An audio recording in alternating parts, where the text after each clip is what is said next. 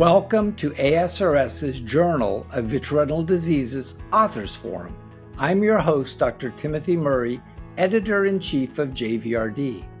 On each episode of the JVRD Authors Forum, I will interview innovative retinal researchers on their studies featured only in JVRD and how these studies will impact our patients' care in our clinics.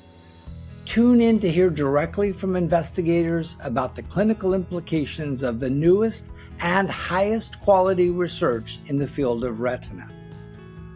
Hello, it's a pleasure to join you with Dr. Lejla Vajzovic, who is an associate professor of ophthalmology at the Duke Eye Center.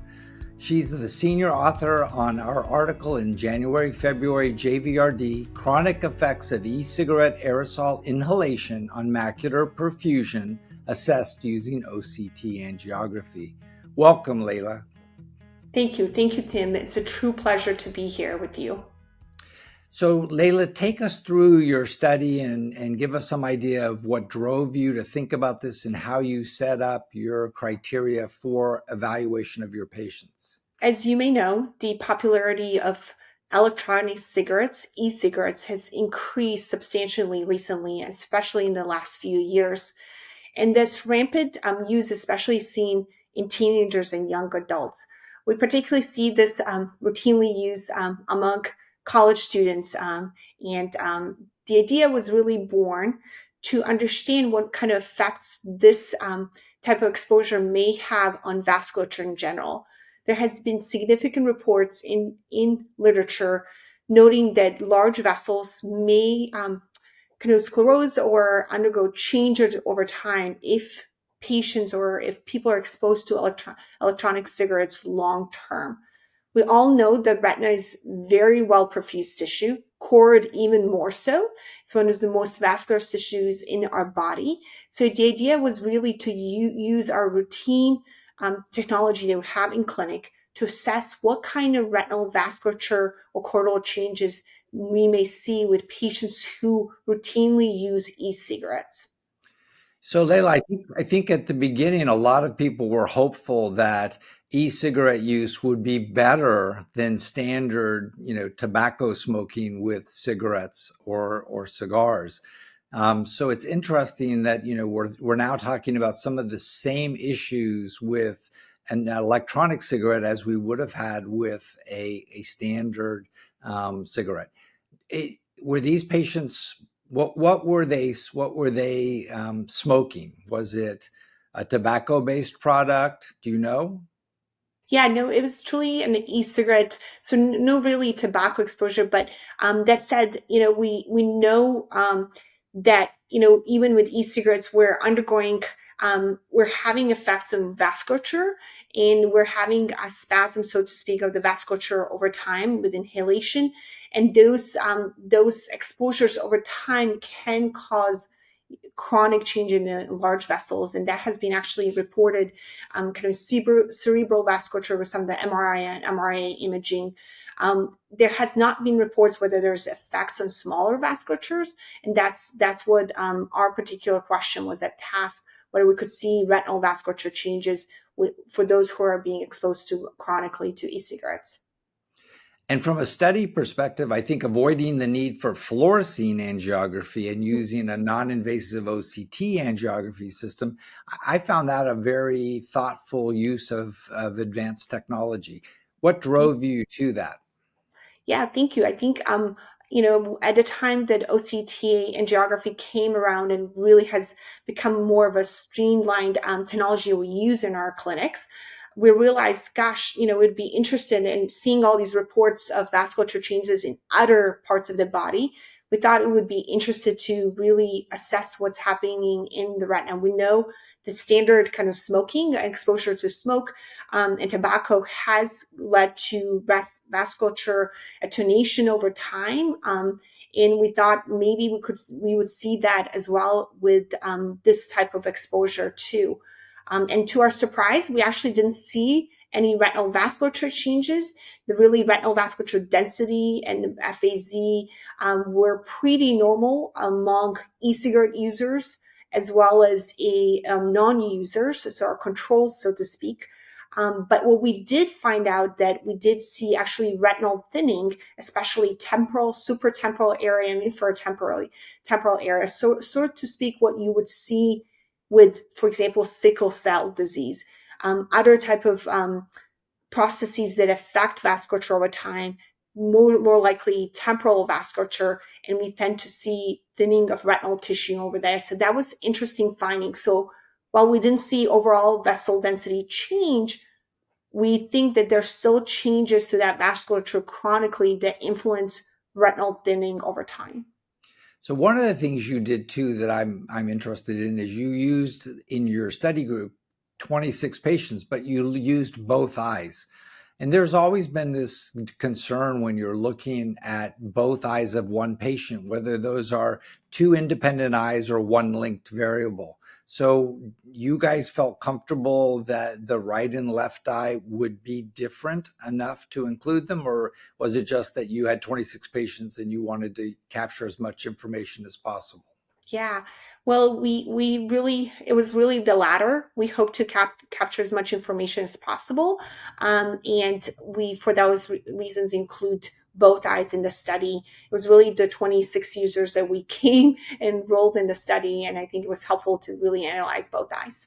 And then how did you capture e-cigarette use? Was that, a self-reporting by the patient, or was it specifically discussed in a particular way? Yeah, so it was self-reported. We reached out.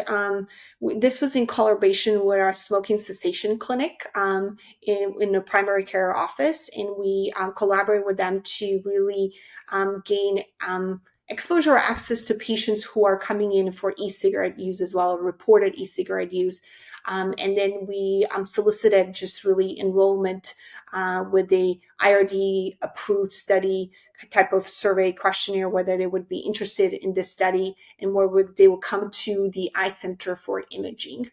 So it was a collaboration with our primary care cessation clinic, smoking cessation clinic, where e-cigarette users also are seen, and we were able to enroll them that way. So Lejla, were these people, if it's a smoking cessation clinic, were they transitioning from tobacco smoking into e-smoking? And if so, do you think that was a variable that affected your outcome? That's a great question. We did not include, we were very thorough in terms of exclusion criteria, and we did not enroll anybody who has been exposed to tobacco before or smokers per se. So that was particularly looked at. Interestingly, also, we did not assess really for other systemic diseases such as hypertension or any other medical history that may contribute to vasculature changes. So that was particularly looked at.